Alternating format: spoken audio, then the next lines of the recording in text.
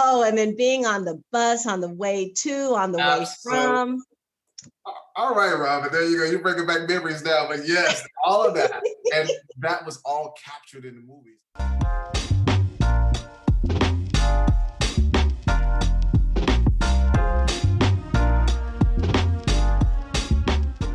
Welcome to 365 Brothers. I'm your host, Rahbin Shyne.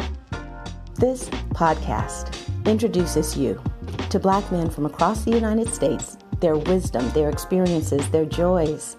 It also shares some of the triumphs after diversity.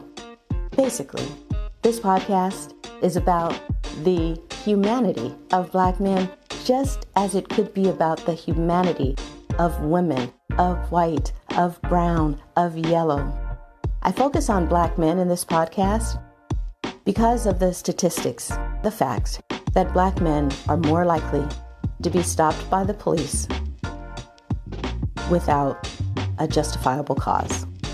Now, if you're questioning that, this podcast is the place for you to be. I ask each man the same 11 questions, and one of them asks about their interactions with law enforcement. The point of that question is to show the commonality in who is stopped, regardless of profession, regardless of age.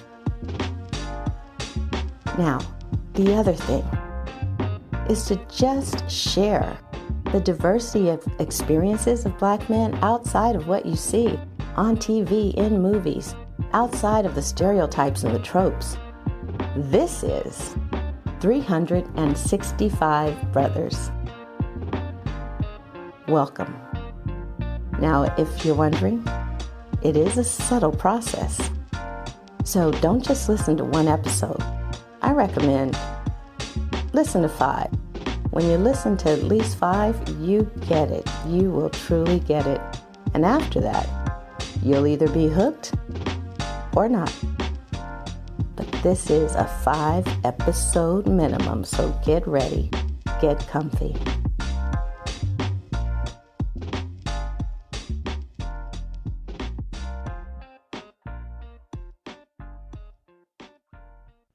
Today, we're speaking to a gentleman who is originally from Dayton, Ohio, by way of Atlanta, now currently residing in Los Angeles.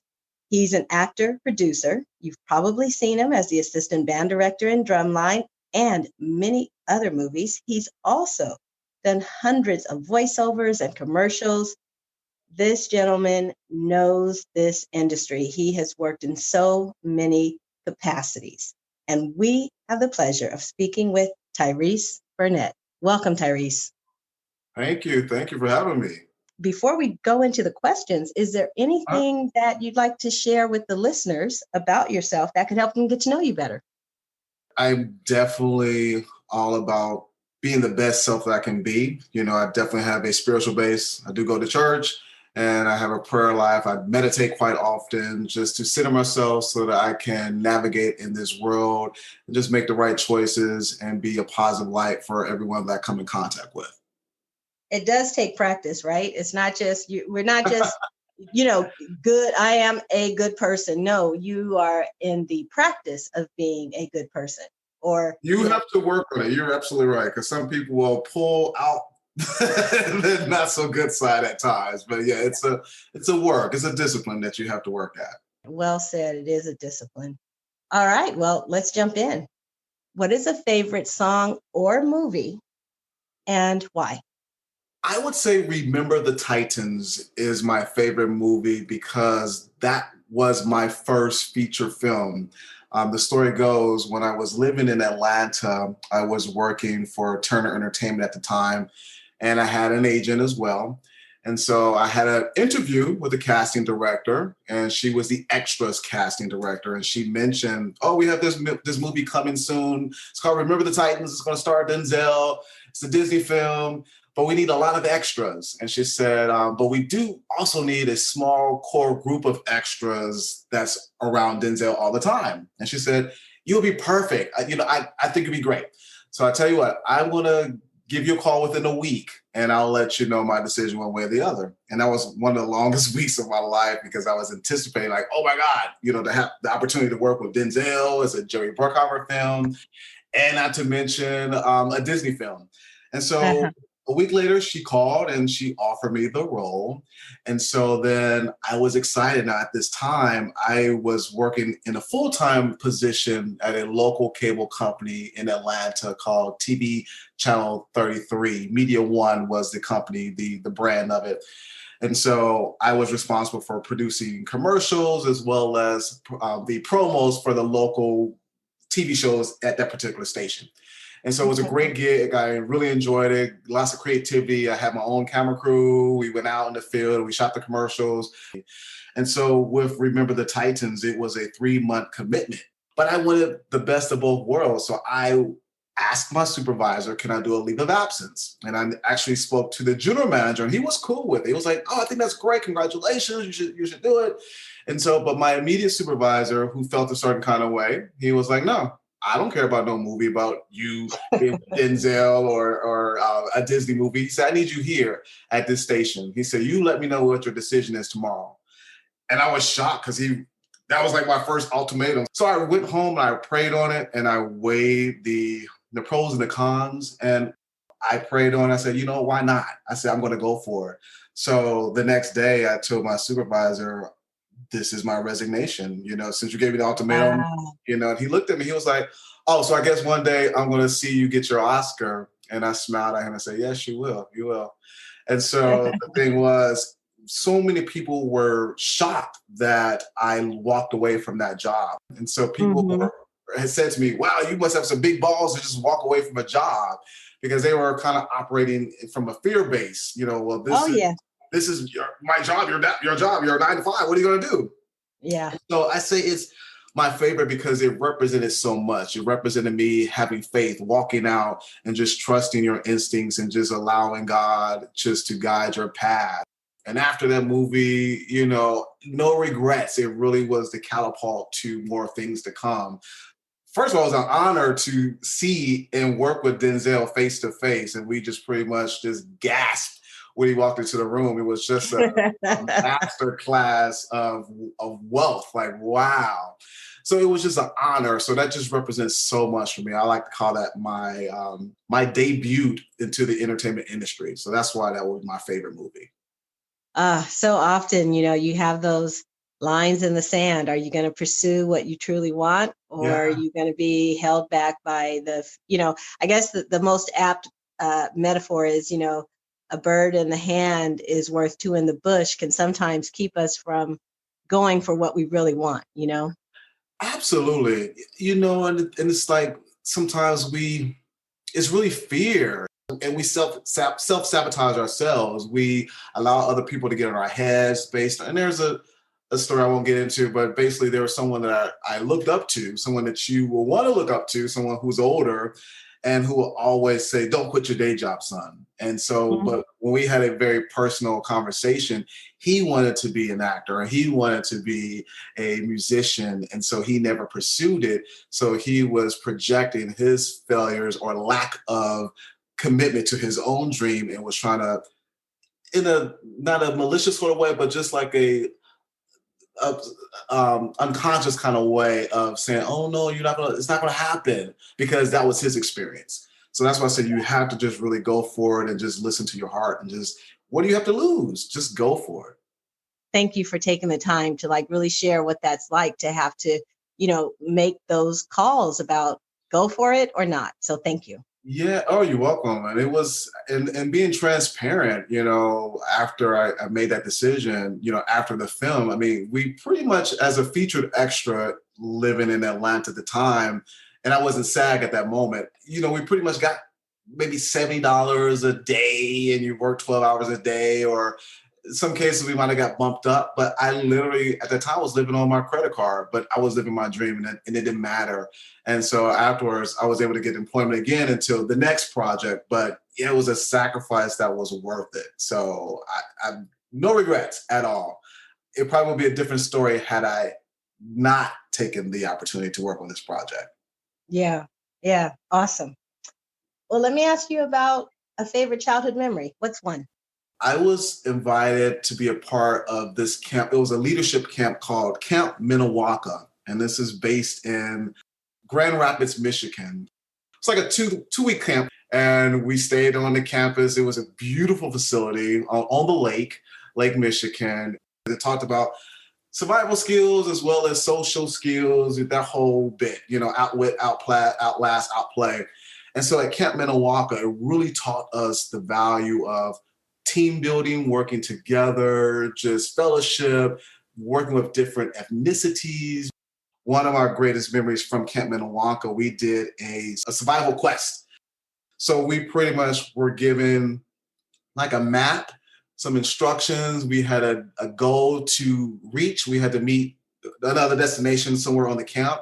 And I remember we had trail mix was our meal for the day. Boy. So they gave us some trail mix, and then along the way, we might have found some other trail mix. I remember working with this football player. He was in middle school at the time. He was a big guy. And we, at one point of the course, we had to go through Lake Michigan. So we had to literally get in the canoe and canoe one section of the lake. And wow, this is intense. No, it was. That's what I'm saying. It's like Survivor. But then, so at one point, we all had life jackets, but we were in a shallow part of the lake. And the lake tipped over because the guy, he was a kind of a big dude.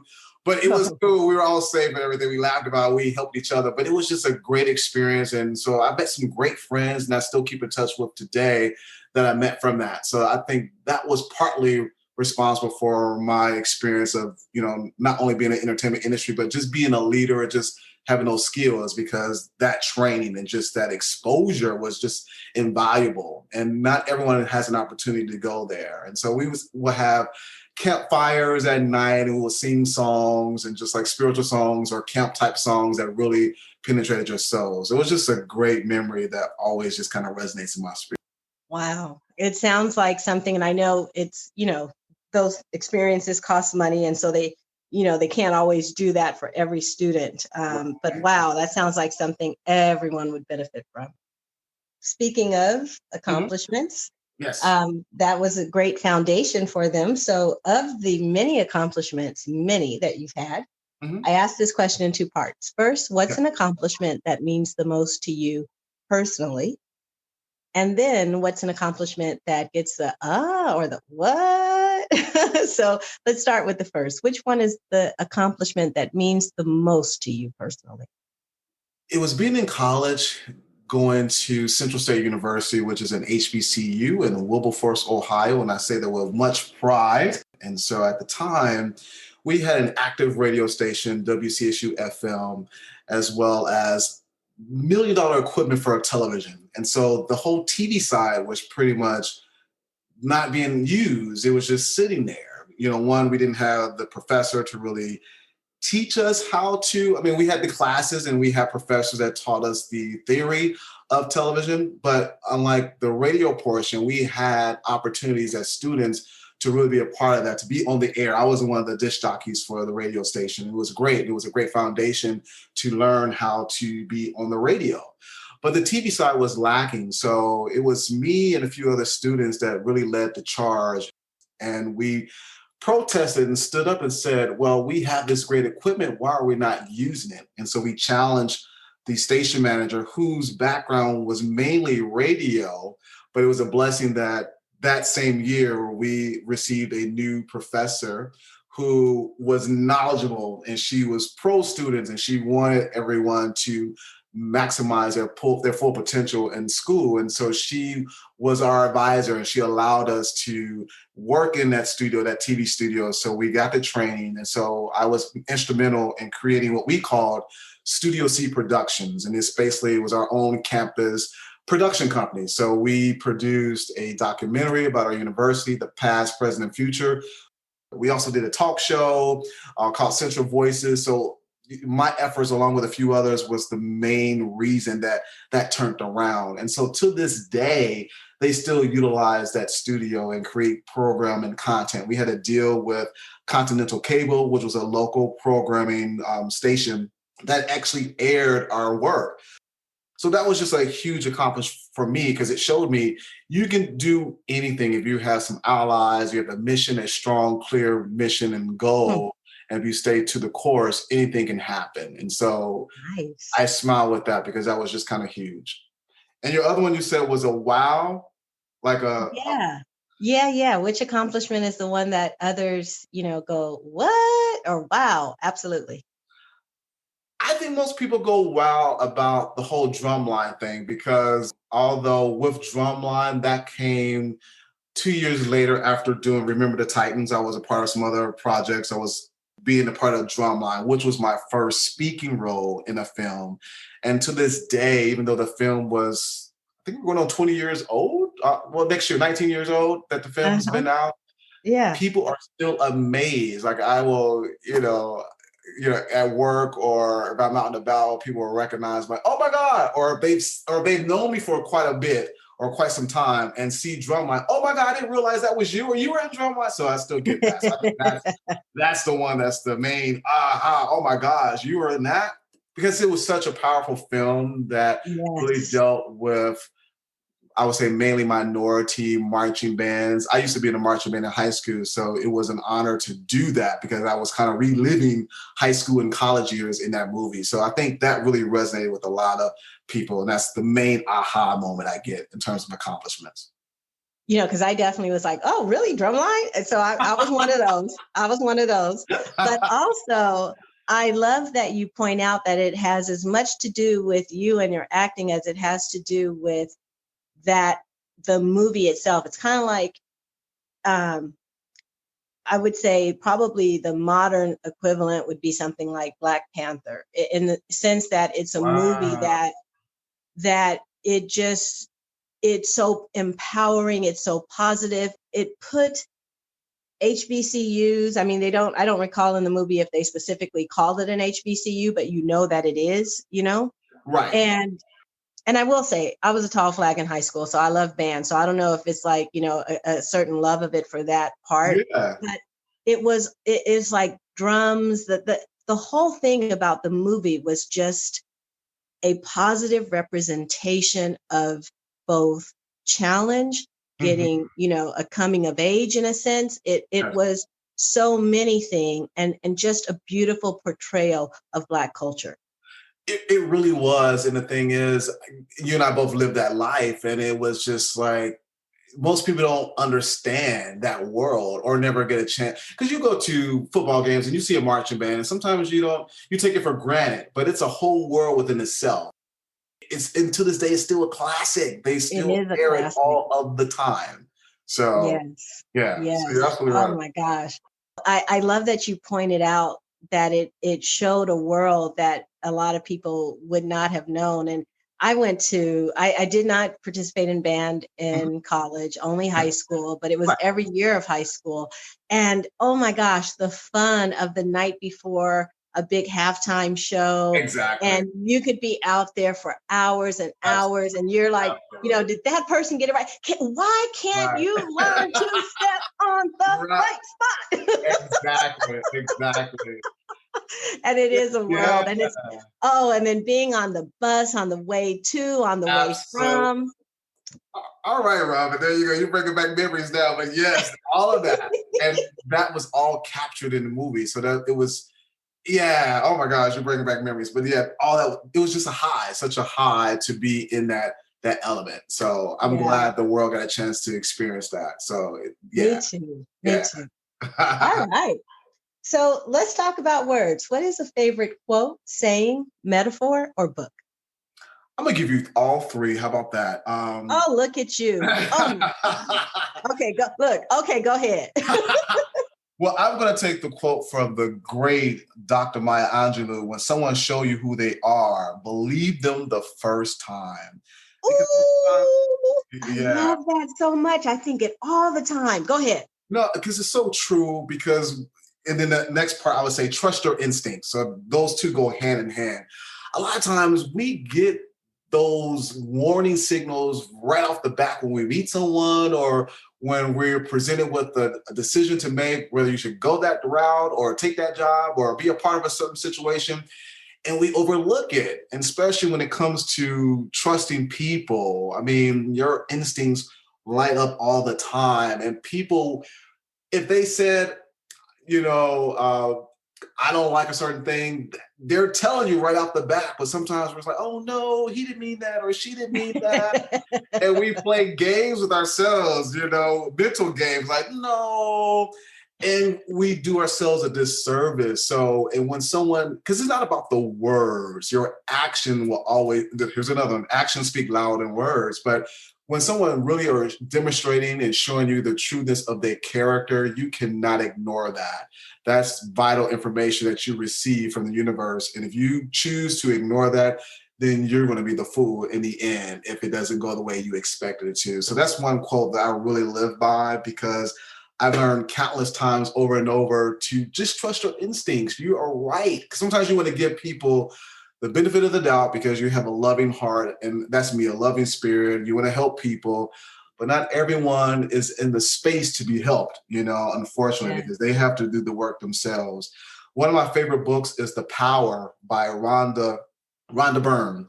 And she's the author of The Secret. So The Power is pretty much taking the concept of law of attraction in your thoughts, because thoughts are powerful. The way you think and the way you train your mind, you can manifest that. So sometimes we create our own, not sometimes, all the time, we're creating our world, our environment based on thoughts and beliefs. And if we continue to have a deficit mindset, then we're going to receive those results. And so I listen to the audiobook all the time, just as a refresher, just to continue to love. She talks about love and loving yourself, and love is a power, which is the ingredient of the power. Because when you love, you open up yourself to all types of possibilities, where there's love, career, finances, health, all that is connected. So that's my favorite book right now, is The Power. I can't even tell you how often I squealed when you mentioned that quote, but it's, I'll tell you, I take it down even to the level of customer service. If how everything is done on the phone right now. Right. If I call and I ask, and I'm in a conversation with someone who's there to help me, but I can tell they really don't know what they're doing, but they're not going to admit that they don't know what they're doing. Right. I'll just say, you know what? I'm so sorry. You know what? I need to call back. I apologize. And I hang up, and then I just dial back in and get somebody else.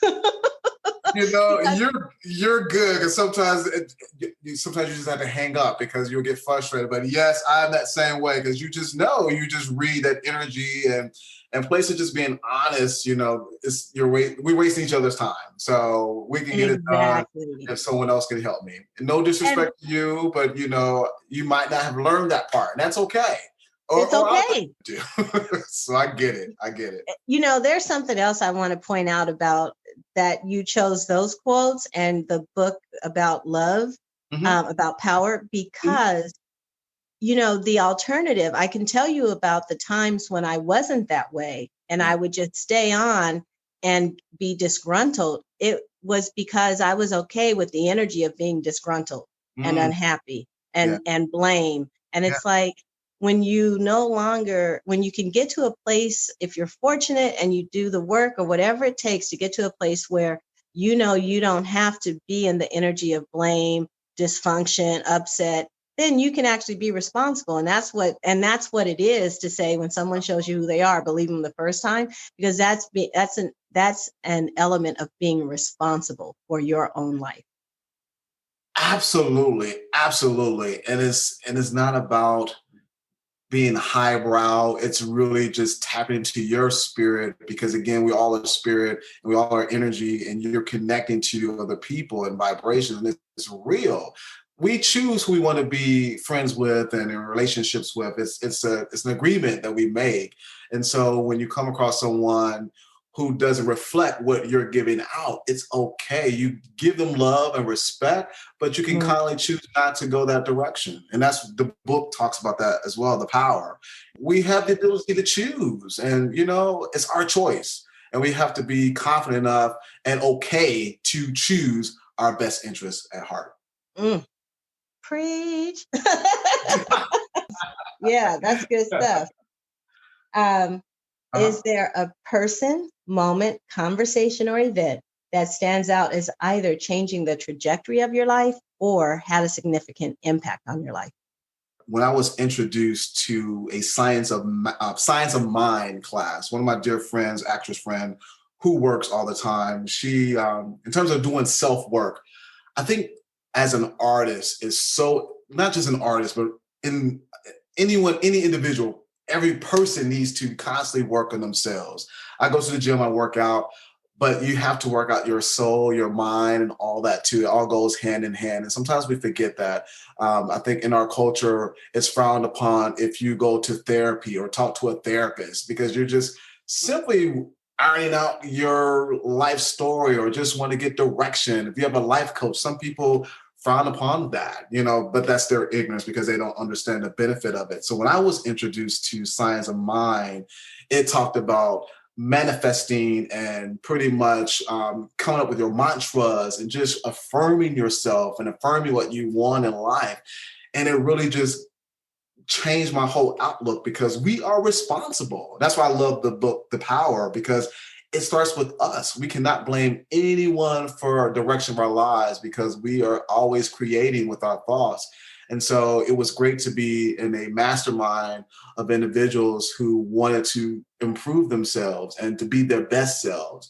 And so some of those principles I still live by today. Meditation, just kind of centering myself and thinking about where I want to go, where I've been, and just reflecting on how I am moving in this world and how I'm impacting people as I go through life. So I would say that was one of the key points that I really rest on my foundation as a man and who happens to be in the entertainment industry, just based on the choice. The mind is so powerful. The mind is so powerful. Lovely. I love it. What is a moment or event that kind of highlights or signifies your experience as a Black man in the United States? Oh my gosh. So you had to bear with me. This might be a tearjerker, but okay. I had the glorious opportunity of going to Africa. We have so many misconceptions of what Africa is based on what the media portrayed. And so I went because I had an opportunity to really go to the Guri Island, which was the island where our ancestors were held captive. It's an island right off of Dakar, which is in Senegal. And I witnessed and went into the actual concentration camps and the slave quarters of all of our ancestors. And that was such it was a difficult emotional time to see that, to witness the door. They call it the door of no return. So this is the famous door, where that's the last door that our ancestors went through as they boarded the ship. Mm-hmm. And so it really showed me how beautiful of a people we are. We're so resilient. The next day, we went to a restaurant, which is an African-American owned restaurant. There's a gentleman in Atlanta who owns this restaurant in Senegal called The Dream. And it's pretty much a sports bar. It's very fly. It's kind of like something that you would see in, let's say, West Hollywood or Sunset on Sunset Boulevard, like a very nice lounge. Like it had 3 levels. One level you had, it was all white, very plush. They did karaoke. The other side, it was a bar where you can get drinks and play pool. And then upstairs was like the entertainment. It was outside, so they had live entertainment and bars and stuff up there too. And the lower level was another location as well. So as an American, Africans, we stand out. They knew who we were. And so one of my friends who went on a trip with me, she had asked one of the servers, she said, what do you feel about us as Americans? And she said, oh my gosh, we love you guys. We love you. We're so proud of you. Mm. And my friend came back to the table. She was bawling because, again, sometimes we feel that Africans don't like us, and sometimes they feel that we don't like them. And we've been fed, and culturally, we've been fed that whole misconception of our people. And some of us continue to perpetuate that. But so it was refreshing to know that they admire us because, again, if you are a Black American, you represent coming from Africa as, ancestors who were brought in slavery, who died on the way to America, who jumped the ships, or those who came to America and survived or who died on the soil of America. We represent that. So we are resilient people. And the fact that we have the privilege and the pleasure and the honor to go back and forth, that we're heroes to them. And I learned that on this past trip to Africa. We represent their heroes and sheroes because they know the history of what happened when we were kidnapped and taken and our resources have been taken. And so we are the products of the survivors of the ancestors that came to America. So it gave me so much more pride of being a Black man in America because of seeing that. Because we look on TV and we see Africa and we get excited, Wakanda forever. But it means so much when you can walk on the soil. When I first went to Africa in 2018, I really felt like the ancestors were welcoming me. I literally walked off the plane and it was just like a spirit that said, welcome home.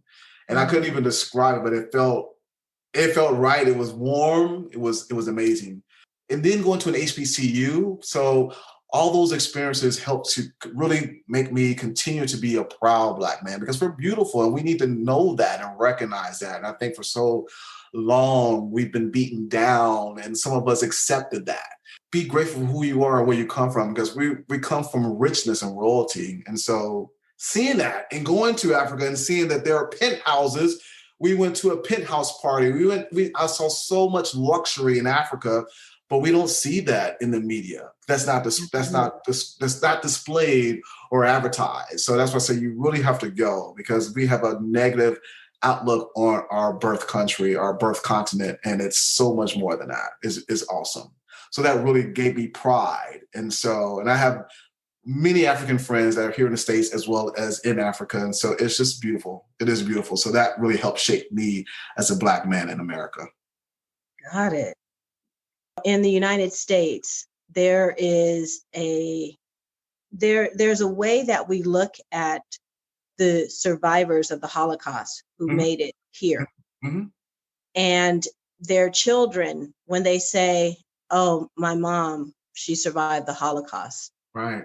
There's a way that we are trained to listen to that. And I'm not denouncing it or saying it's wrong. Like, I get it. It is a big deal. Yeah. There's an impact, and it's understood that there was an impact on every family member that descends from a Holocaust survivor. It's clear. We accept it. We get it. Yeah. And yet somehow we, as Black people, I'm not even concerned about others, but as Black people, we don't own it as a badge of honor. Yeah. And it's not, I don't really like languaging it as a badge of honor, but it is something of which, as you said, to be quite proud of, that through such horror, here we stand. Yes. And we've conquered. Yes. It's because we have accomplished a lot here in America.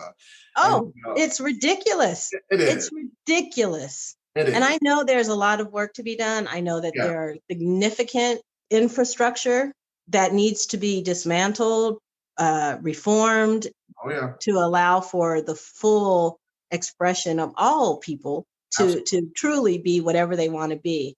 Yeah. And yet, I stand on, we've conquered. Yes, we have. Yes, we have. And we're seeing that lately too. We're seeing that lately that, we really are starting to wake up and exercise our power. And not to sound cliche, but Black lives matter, all lives matter. And I'm glad that finally we're at a point where everyone's being recognized, everyone's valuable, and everyone has a say. And so we need to come together to make change. It's not going to be just one group of people. We all have to work in concert to make this happen. I have not gone to the continent, and I've gone to Egypt, but not sub-Sahara. Yeah. But I have gone to, like Barbados and a few islands, and it's a similar experience. It's just, there is a lightness because you're just, everyone looks like you. And it's not everyone, but it's so many. Yes. Yes. That you're just like, right. Hey, and you know what I never really thought about until you're mentioning this, but I can now say that one of the feelings is safety. You're so right about that. You're so right about that. Yeah. So now's when I ask about experiences with law enforcement. You know what? On this one, I'm so grateful. Well, one, I have family members that are law enforcement. I have a cousin that's a detective, another cousin who's a warden of a prison facility, an aunt who works as a correctional officer. So I've definitely been exposed to law enforcement. All of my encounters with law enforcement has been positive. There's even one situation where I was under the weather. It was one winter here in LA. And being here, you got to read the signs. You got to read every sign. Do not park here between 2 and 4. Do not turn right on red between this time and that time. And so it was a moment where I literally went to CVS to get some cold medicine because I was, kind of under the weather. And I was at a light and I turned red, and it was during the time that you're not supposed to turn red because I was so focused just to get home so I can go back to bed and take this medicine. And so the cop had pulled me, and it was another guy who did the exact same thing. And so it was cool. He didn't do anything disrespectful. I know the one guy, he was a white guy. He jumped out the car. He was so panicky. Oh no, I'm sorry. And the officer said, "Sir, get back in the car, get back in the car." He was just so nervous and frantic. But other than that, my encounters have been pleasant. I do have a deep empathy for, those individuals who've lost lives or who've encountered situations that wasn't so pleasant, and that's unacceptable. So, but I'm grateful. When you described how the white guy got out of his car all panicky. Right. Okay. No brother would ever. And that's why I stayed in the car, right? So exactly. We're not gonna, not giving any excuses for misinterpreting. That's right. Something I've learned in doing these podcasts. It's like, I probably wouldn't have said that 6 months ago, but having interviewed enough brothers, it's like, oh yeah, so I get it now. A brother would never just hop out of the car. Oh, officer. Right. Exactly. Nothing happened to him, but they was like, "Sir, you can get back in the car." But yeah, I've been taught enough about since being in high school, from mentors, how to act around law enforcement, how to act around authority in general. And unfortunately, sometimes many of our brothers haven't had that luxury because we never had a strong father in our life to really be that man to demonstrate and show us. And so sometimes we might be acting out or just lashing out or just don't have that training. And so that's unfortunate. But I've been taught very early on how to be respectful. And once you respect someone, you're going to get it back. So that's why I've been so fortunate to not attract that energy, where someone wants to take their authority to another level, for no reason at all. So I've been very grateful for that. I'm exuding some type of positivity where, they'll just let me walk by and they may say what they have to say and that's it. But I've been very fortunate to not have to experience anything like that on my end. Mm-hmm. I was walking my dog the other day and I live in an area that doesn't have a lot of cross traffic. Like there's not a lot of through traffic. Mostly people who are walking their dogs around here live around here. Yeah. Right. And so, I've lived here 7 years. So I pretty much know all the folks who are generally, I won't say I know them, but you recognize all the regulars.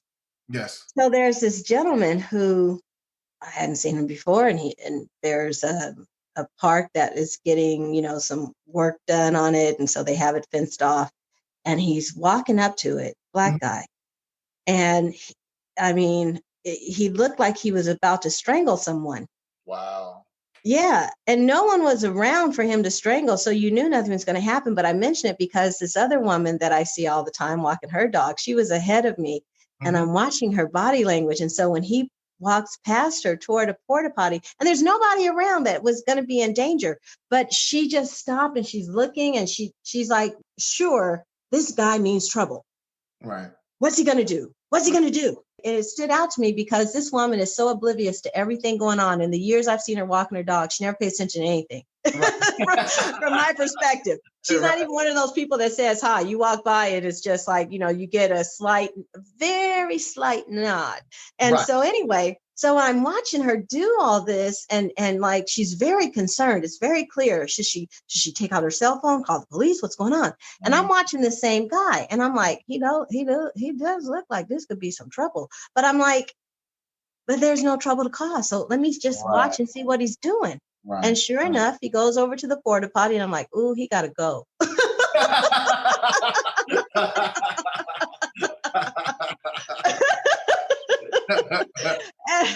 And I'm like, okay, so now I get it. And sure enough, because they I'm sure they know that if there's an open porta potty at a park, and the fence is slightly open, people are going to come in. So he couldn't get in. Right. Right. So he starts walking the other way, but he's still walking with this determined look, and I could see she's still concerned. And I'm like, the energy of his determination. Yeah. It was like he didn't want anybody to stop him. He was determined. And so I mentioned that because there was an energy about him that even I was kind of like, yeah, what is he doing? Yeah. But I also know that if he had been a white woman with that same walk and that same determination, she would have kept walking. Yeah. And that's why I said we had to really change that. And I think now that things are happening with our government and changes and new faces and all that, and I hope that that's reflective of a change, because again, we stereotype all the time without even looking at the whole entire story, and it's just like, just because it's wow. Yeah, that's one thing I really hope that we can change that, because that's where the danger comes, when we just jump to conclusions without really just sitting back and watching. Like you said, his ultimate goal was he had to go to the restroom. So that was the issue too, and focus, and don't want nobody to stop me because I gotta go. So, but again, that comes from a different place, and it's just like that's not loving. So it's just again, when you just out for certain people and don't really, not having compassion. I think that's the key. When you are just in a situation where you have that entitlement. I see entitlement all the time. Yes, that's a great thing. Yes, that is the perfect word. It was like, you're not entitled to be here, and you're certainly not entitled to be in any upset. It concerns me that there's some kind of upset happening with you, and that means that makes you a threat. And it's like, yeah, that's something we can work on. And fortunately, I agree with you. We are working on that. So. And I think that's the main cause of all those situations, because of the entitlement. Again, 99% of those situations were totally innocent, and you just, people are doing their thing, but just because they might have been in a place that person felt that they shouldn't have been there, because in their mind, who are you to be here? Or who are you to drive this car? Or who are you to be in this neighborhood? And it's so ridiculous. It's just so ridiculous. And we just need to stop that. And I just really pray that in 2021, and it's going to take some time, but I hope that we start to break down those stereotypes and that energy, that mindset. Yeah. Yes, indeed. Speaking of this nation, yes, if the United States was a woman with whom you could speak, whether mother, lover, child, friend, neighbor, what would you say to her? I would say, sister, queen, first, let me apologize on behalf of everyone for the way we truly have disrespected your name over these past several years. As of late, we've been out of pocket. We've been not living up to the true values that you set forth. We brought shame upon you.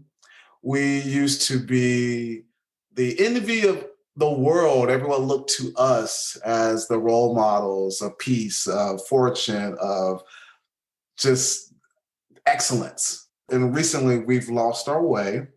And so I ask on behalf of everyone that you just forgive us and just have patience with us, that we get it back together, because again, we know that you want more for us, and we have it in us, and we have to not be in that sense of entitlement space, and just know that we're better than that, and we're supposed to help everyone. Just bear with us, have patience with us. I apologize that we just really tarnished your name right now, but I promise you, we're going to do right by you, and we're going to make it better for everybody. And you're going to be once again proud of us. So again, my queen, my sister, I apologize. I love how you create who the United States is. Yeah. What's very clear is that you relate to the United States as a woman of ideals. Mm-hmm. Mm-hmm. Yeah, Yeah. that's awesome. Thank you. Yeah. She's not happy right now, but we're gonna fix it though. We are. We are. So, what is something, Tyrese, that you've learned through your profession, your training, your experiences, or your adventures Mm-hmm. that you believe more Black men should know, but don't, knowing that whatever you say benefits everyone? Yeah. I would say for me, I've really mastered the ability to adapt to different demographic setting, group situations without coming across intimidating. It's an art form where you can be a non-threatening Black man. You know, already we got the stacks against us. People are gonna size you up, be fearful of you based on whatever preconceived notions. But it takes pride and confidence in knowing who you are, where you can navigate, be confident in yourself, being able to not water yourself down, but be able to blend in. I think sometimes as men, we don't know how to blend in enough in the sense of respecting other people's ideas and their thoughts and be able to listen and to be able to input. You know, sometimes because of our own insecurities or fears, we're not willing to open ourselves up to get to know someone or to really understand someone else's viewpoint.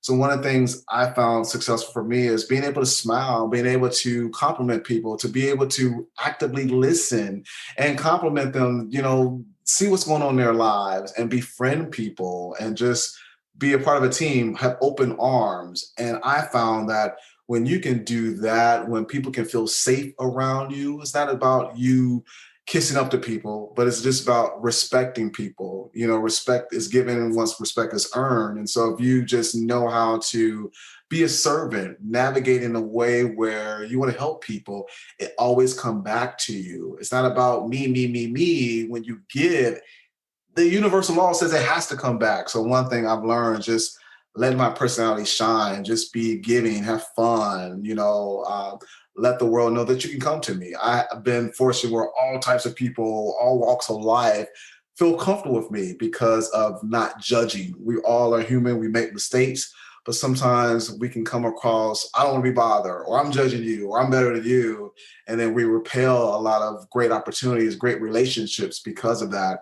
And as a man in any profession, I think the higher you climb, if you're like Obama, he mastered being able to blend in with different settings, being able to talk with any type of group. He can be in any situation and can masterfully hold his own. And I think that's the one key I've learned. And I encourage other men of color to be able to really work on that. We can't be one-sided. It's not all about being Black.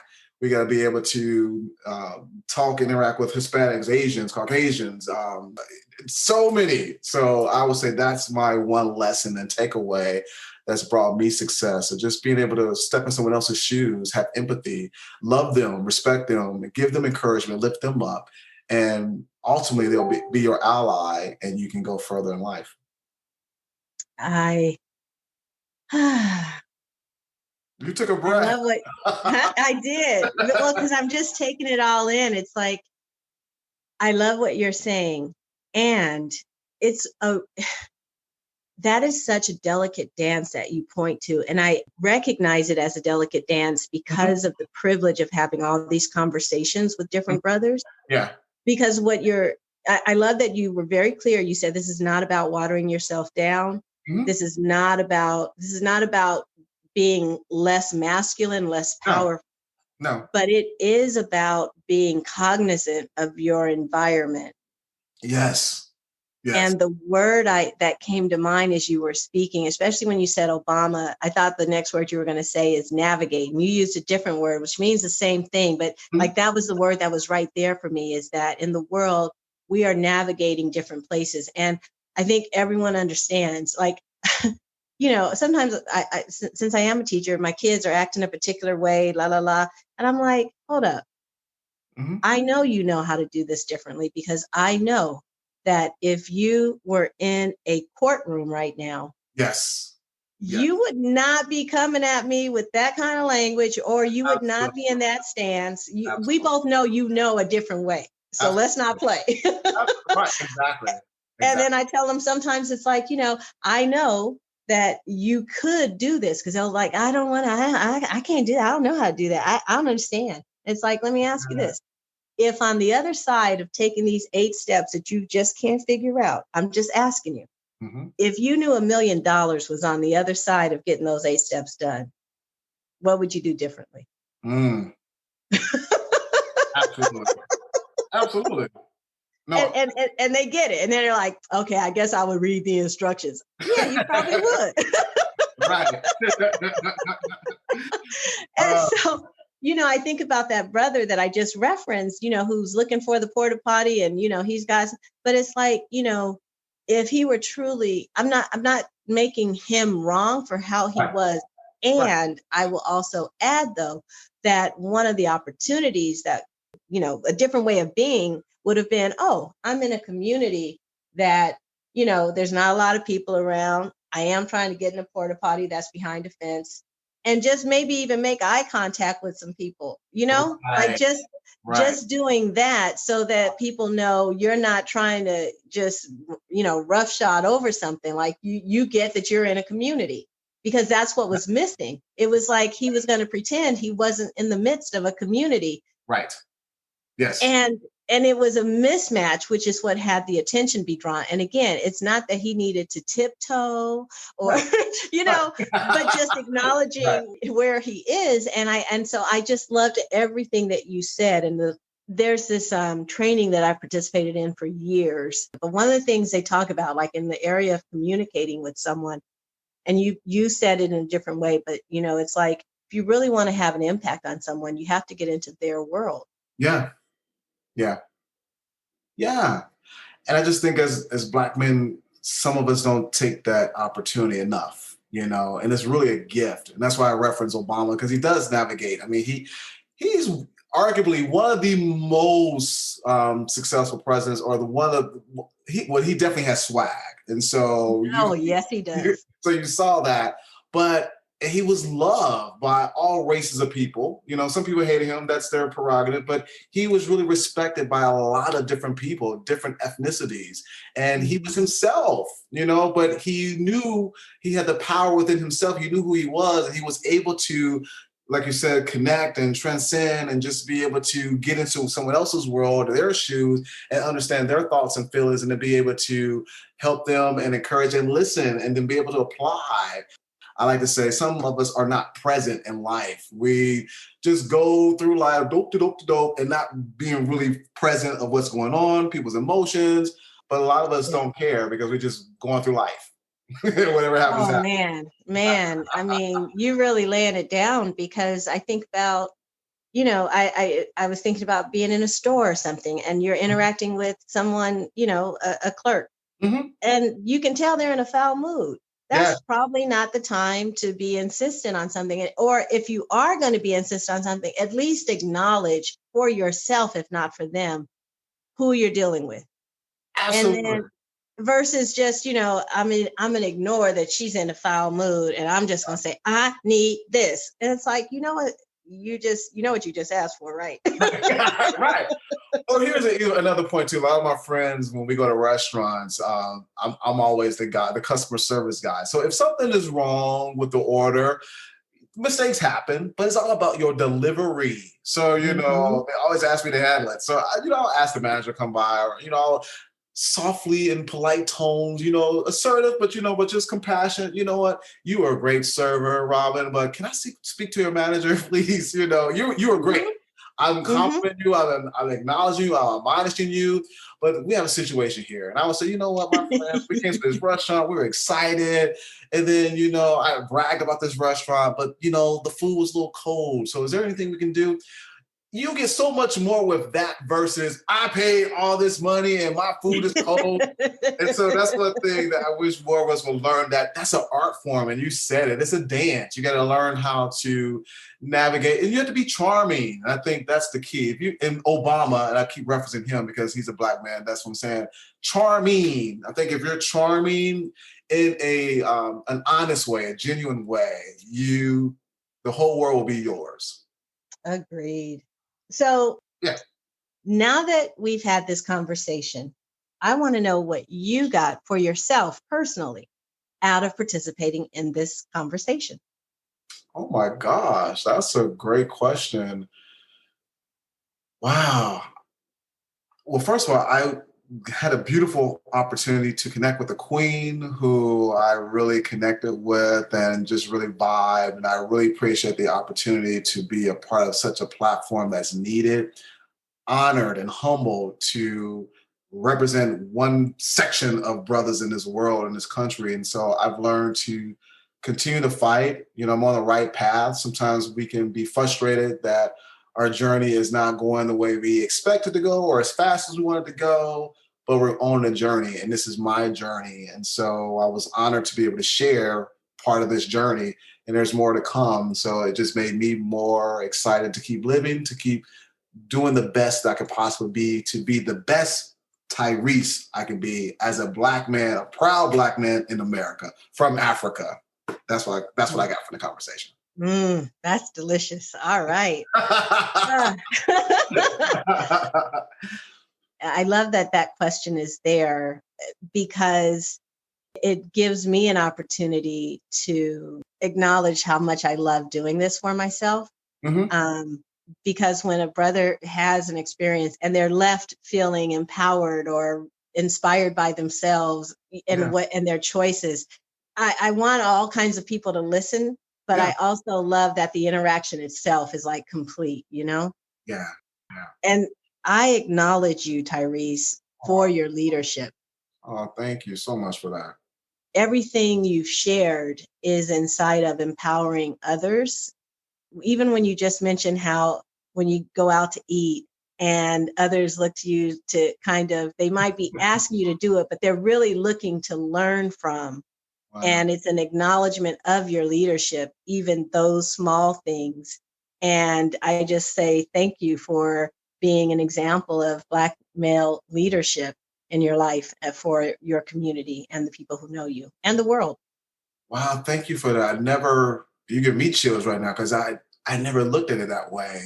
Wow, that's powerful, because sometimes you think it's the small things, and you just really helped me realize, this is my aha moment. You helped me realize you can make an impact on someone's life. It doesn't have to be a grand scale such as Oprah Winfrey or someone on that magnitude, but just in your community, just those little small things. And I often took it for granted that people ask me all the time, but I never analyzed it the way you just expressed that. So thank you for saying that. So I take it as an honor that people see me in that light. Wow, when people come to you for help, sometimes it can be frustrating because it's like they're always coming for me for help. But I get it. If you're that source of light or resource or inspiration, I get that. So thank you. You really humbled me to look at it as a gift.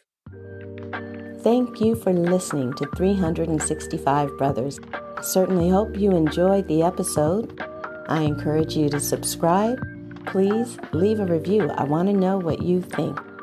Also, if you know someone who would be a fantastic guest for 365 Brothers, please direct them to our website, 365brothers.com. You'll also find all the episodes there, 365brothers.com. And your support is welcome. And remember, to listen is to love.